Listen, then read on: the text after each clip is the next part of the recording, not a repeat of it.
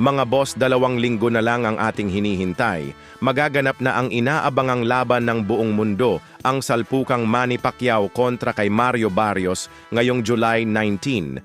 Habang napapalapit na po ang kanilang laban ayon sa kuha ni Marvin Mabait TV.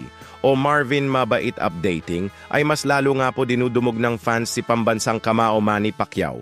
Wika nga po sa caption ni Marvin Mabait TV mga boss, para daw may holiday sales sa area kung saan nag-iinsayo si Pacman. Samantala kung si Manny Pacquiao nga po mga bossing nagpapakita ng video habang tumatakbo sa bundok ng Los Angeles, California, US. Kasama dyan ang Team Pacquiao ay hindi nga rin po nagpapahuli si Mario Barrios, kung saan pinasilip din ng kanyang team mga bossing na tumatakbo rin sila sa bundok ng Las Vegas. Pero walang nakakaalam dyan mga bossing bukod sa team ni Barrios kung kailan ang kuha ng nasabing video dahil 2 weeks na lang maglalaban na sila, so dapat pababa na ang kanilang ensayo. So co-main event dyan, ang rematch sa pagitan ni Team Shu at Sebastian Fundora. May tangkad na 6'6" itong si Sebastian Fundora at may taas lamang na 5'9" si Team Shu. Kaya ngayon palang mga bossing inaaral na ni Team Shu kung paano niya talunin sa rematch ang isang manipis na mataas na kapre.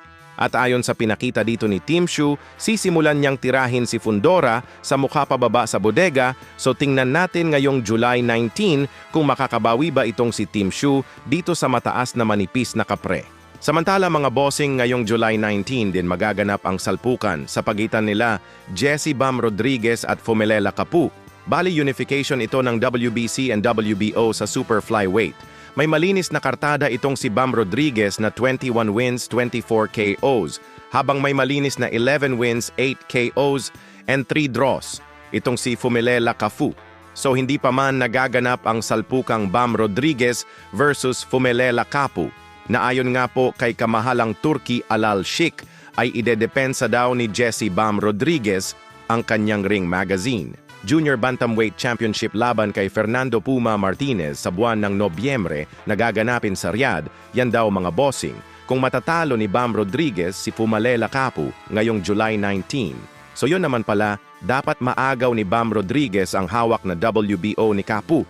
Para sa Nobyembre, isang unification naman ng WBC, WBO, and WBA kontra kay Puma Martinez.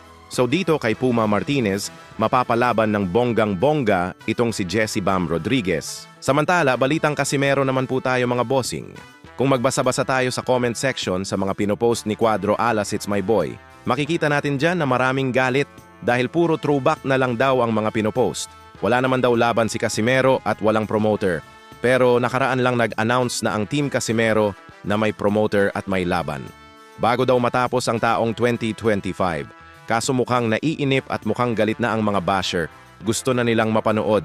Lumaban si Alas. Habang birada naman ni Cuadro Alas mga bossing. Kung sino daw sa 4 na champion ang magtataho, babaklasin daw niya ito pero wala naman magtataho dyan sa 4 na champion. Pero pag nabigyan ng pagkakataon si Casimero, alinman dyan sa 4 na champion ng featherweight, mga bossing palag-palag yan.